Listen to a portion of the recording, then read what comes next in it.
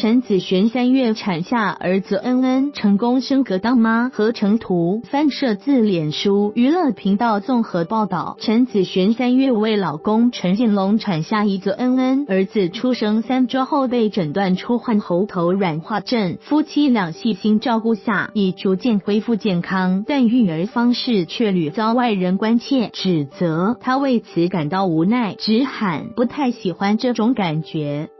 陈子璇对儿子照顾有加，翻摄自脸书。陈子璇13日在脸书透露，带着儿子走在路上，时常被民众关心，不要给他吸手指吃脚了，他太瘦了，你没给他吃饭吗？请不要给他穿袜子等。就连不太常见面的亲友也会频频追问，恩恩到现在脖子不够硬，是不是你没照顾好？那个谁的小孩年纪比较小都比他壮。这些关心也许是出自于好意，却让他感到非常懊恼。